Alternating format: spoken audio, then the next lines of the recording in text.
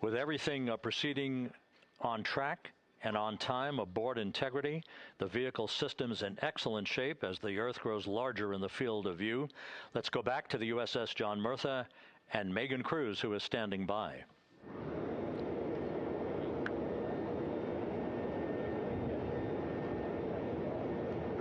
Hey, yeah, Rob, welcome back. Again, we are out in the Pacific Ocean, staged just about 6.5 miles from where we expect Orion to splash down now in just over an hour. How exciting. And the weather, awesome conditions here. I know you see some wind blowing around my hair, but really nothing to speak of when it comes to having to recover our astronauts, as well as no waves here, really.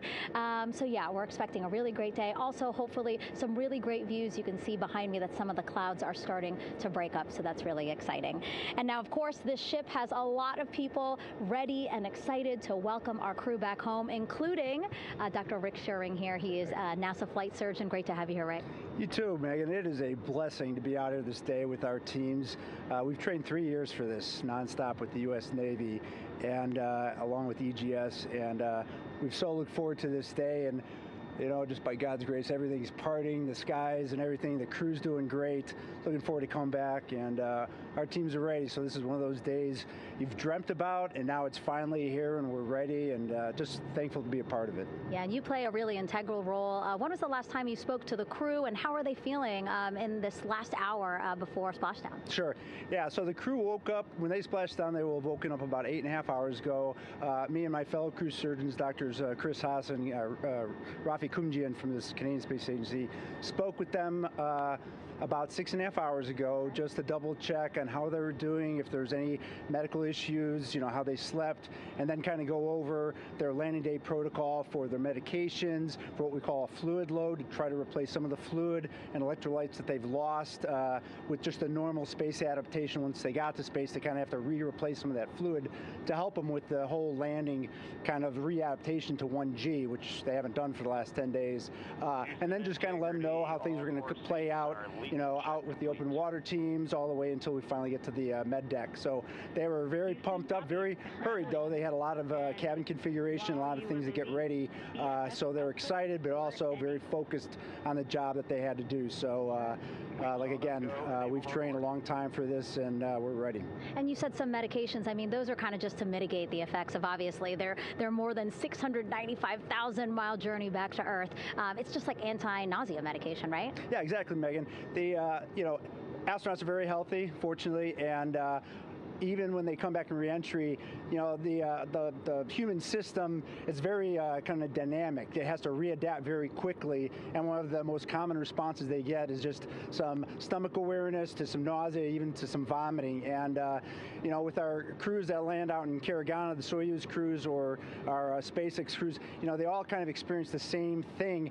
This will be the first time we're landing in water since December 1972, and I worked with all the Apollo astronauts years ago, and they all told me that, you know, landing in the water, especially in the Pacific. Integrity, impact to the camera controller fail is no Cab 1 views of the chutes.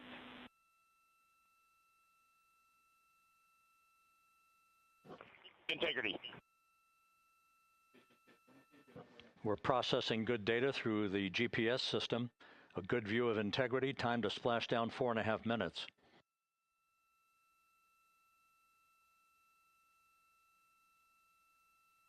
And a view of Integrity from the WB-57. We're at 50,000 feet.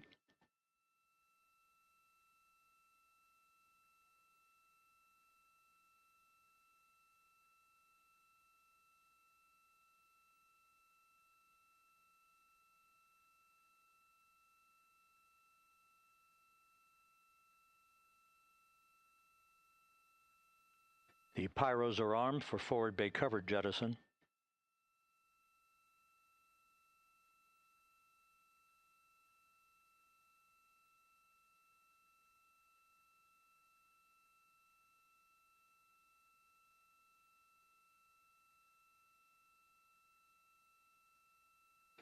And there go the first series of parachutes, and we're on drogues. And Houston, we're visual 2 drogues out the window. 2 good drogue shoots. Next up. We copy, we see them. Next up, the deployment of pilot parachutes that will pull the main chutes out. Time to splash down 3 minutes and 10 seconds.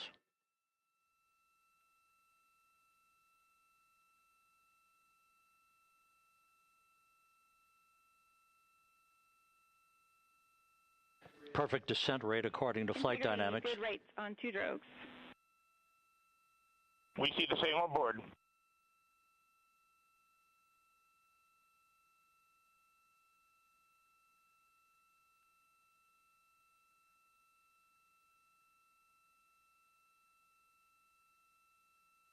Passing through 10,000 feet, still on drogues.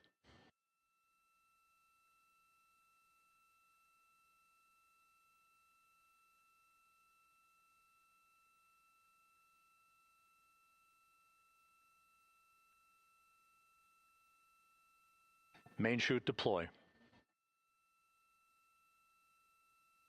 We're at 5,000 feet.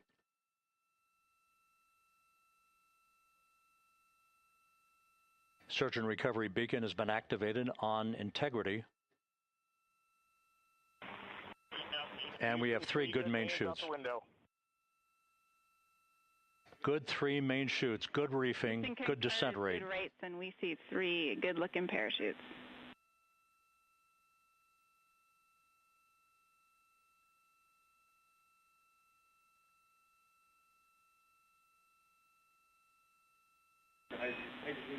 Integrity. Cabin pressure indicates no need for hydrazine checks. Integrity copies.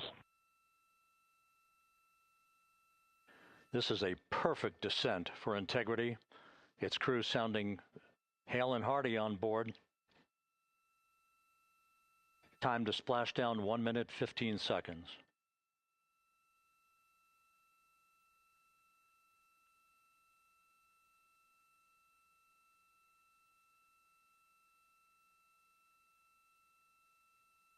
Integrity about to complete a journey spanning 694,481 miles from its launch from the Kennedy Space Center back on April 1st, and a trip around the moon.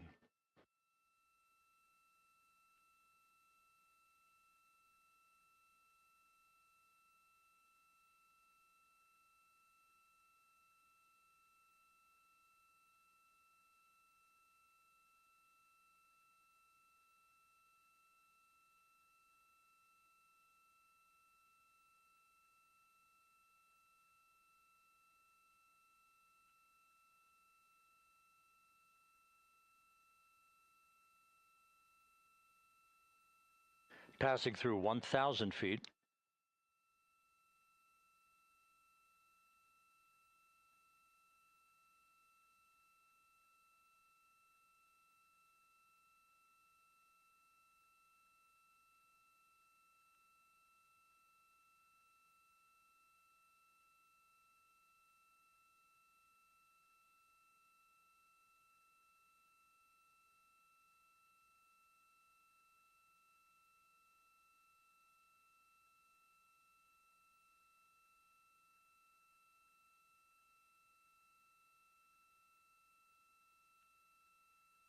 Houston Integrity, splashdown, sending post-landing command now.